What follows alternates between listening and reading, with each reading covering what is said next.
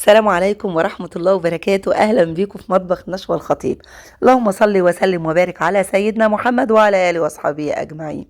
تنسوش الدعوة منكم لأبويا وأمي بالرحمة، ربنا يرحمهم ويغفر لهم ويسامحهم هم وأمواتنا جميعا يا رب العالمين.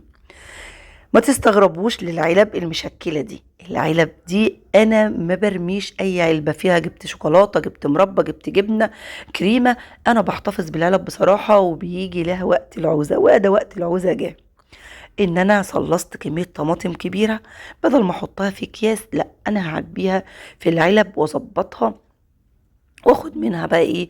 مثلا علبة زي ديت هكون بعمل محشي محترم كده، اقوم واخداها يا دوبك تبقى على قد المحشي.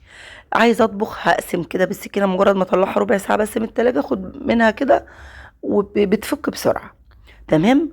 الطماطم دي يا جماعه انا مصلصاها بطريقه، انا مش عايزه اقول لكم على الطريقه، تحفه هتشوفوها تحفة. لا بحط فلفل كوبي ألوان يزود لونه ويزود طماطم، ولا بحط لون صناعي ولا أي حاجة، طبيعية 100%. والطبيعي مفيش أحسن منه. نقول بسم الله الرحمن الرحيم وربنا يحسن ما بين إيدينا جميعا ويجعل بيوتكم عمرانة بالخير. اللهم أمين. شوفوا بقى التفاح الأمريكاني، مش طماطم، ده تفاح أمريكاني، حاجة كده طالعة من الغيط على طول على هنا، ما لا لفت على التجار ولا لفت على الأسواق، حاجة كده من قلب الأرض طلعت، جبتها وجيت على البيت. بسم الله ما شاء الله، تحفة. ولا واحدة فيها بايظة ولا معطبة ولا ضربة ولا مسوسة ولا مخرمة، الصغيرة زي الكبيرة والكبيرة زي الصغيرة. بسم الله ما شاء الله. الله يبارك لصاحب الأرض اللي مطلعة الزرعة دي، ويديهم الصحة والعافية ويعينهم ويقويهم يا رب. أنا أحكي لكم القصة. أنا جبت الطماطم دي إزاي؟ انا ما رحتش الارض قطعتها من الارض كده وجبتها، لا. انا كنت رايحه اجيب بطيخ من على طريق البورولوس، يعني بورولوس كده والمعديه وايدكو، جماعه الطريق ده. بحب اروح ايه نجيب بطيخ، قرع، عسل، شمام، بيبقى هناك حاجه كده تحفه ورخيص وحلو. اتعودت قبل كده لما ببقى معديه بلاقي الفلاحين مطلعين الطماطم من الارض بتاعتهم عاملينها كراتين. بصوا الكرتونه يعني بسم الله ما شاء الله بجد حلوه قوي. يعني الكرتونة دي خدتها منه ب25 جنيه، تفاح أمريكاني بجد، حلوة كده وجميلة، مسكرة عسل، أنا أكلت منها عسل عسل. فلقيته مطلع وحاطط راصص قدام الأرض بتاعته على الطريق، لأن مفيش حد بيروح يشتري ولا سوق ولا الكلام ده، مجرد ما عربية بس يشاور لها بتقف كده. قلت أرزقه وخليه يسترزق وفي نفس الوقت استنفع، لأن الطماطم في السوق بكام؟ طماطم في السوق عشان تجيبيها نمرة واحد زي دي ب10 جنيه، أو على الأقل يعني كيلو وربع ب10.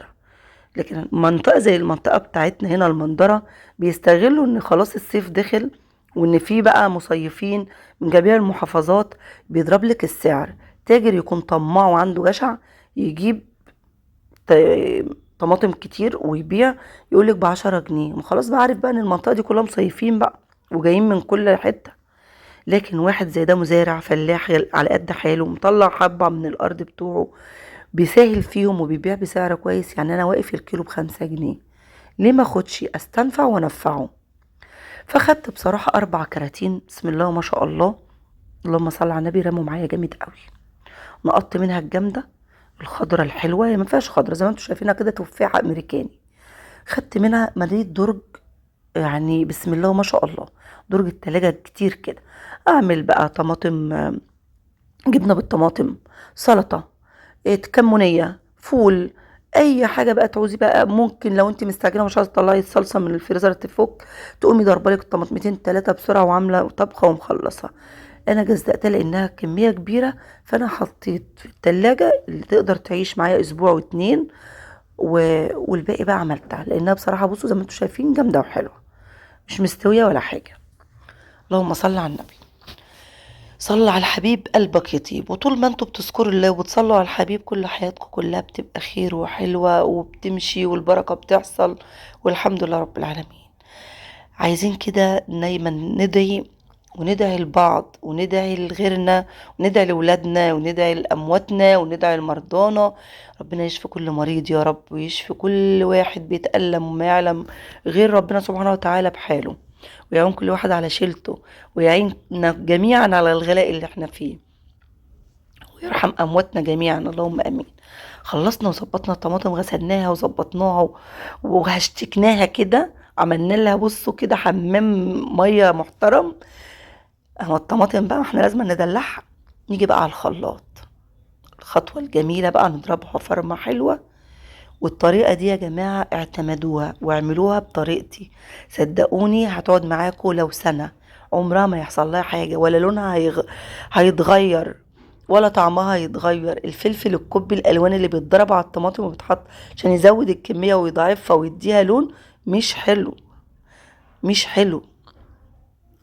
لكن ولا اللون الصناعي غلط، لو قعد فترة او قعد يومين 3 في الفريزر وتيجي تطلعيه هيبقى مش كويس، هيأكسد مع الطماطم. هي شوية ملح وشوية زيت، هي طريقتي في التصليص، طريقتي في حفظ الطماطم. ادم طبعا عرف ان انا بصور، جه يرميلكوا البوسه ويعملكوا باي باي، وما تنسوش اللايك والاشتراك. قلت له ادم ما حدش هيسمعك لان انا هسجل على الفيديو. ادم ده حبيب قلبي الصغنن بتاعي كده، بصوا حته البقلاوه والشوكولاته والبونبوني وكل حاجه حلوه في الدنيا. ربنا يخليهم ويحفظهم ويبارك فيهم يا رب، ويحفظ لكم اولادكم ويبارك لكم فيهم، وتشوفوهم احسن الناس اللهم امين. كده الحله اتملت معايا، هنولع عليها بقى كده ونظبط ونشوف حله كمان. حط بقى ملح بقى كميه حلوه كده، وشويه زيت، شويه زيت كده بقى. طبعا بصوا عملت الحلتين المحترمين دول يا سيدي. تفضلي تقلبي فيها وتقفي عليها، اوعي تسيبيها على البوتاجاز كده وتجري تتفرجي على التلفزيون، ولا تمسكي التليفون، ولا تقفي في البلكونه، لا، ده هتبقلل معاكي وهتفور منك والدنيا هتبوظ خالص، هتبتدي تبقلل اهي. لازم تقفي عليها، مجرد ما تلاقيها تبقلل وهتغلي وهتفور توطي عليها عشان تستوي على الهادي. حطينا ملح وزيت هنا وملح وزيت هنا. هي دي بس الطماطم الصلصة اللي بعملها بالملح والزيت، لا بحط ألوان صناعية ولا مواد حافظة ولا فلفل ألوان ولا الكلام ده خالص. وهتشوفوا جمالها لما تتصلص، انتوا اكيد شفتوها في بداية الفيديو، هي كمان هي في نص الوقت كمان، لسه كمان هصلصها اكتر من كده وهظبطها. اهم حاجة بقى من الرغي اللي انا رغيته ده كله، اهم حاجة يعني ان ما تنسوش تعملوا لايك، اللايك اللي هفضل اقول لكم، اللي يوصل لحد هنا يقول لي انا عملت يا لايك يا نشوى. اعملوا لايك وشير وسبسكرايب ومشاركات وكل حاجه حلوه اعملوها لي على العظمه اللي انا بعملها دي.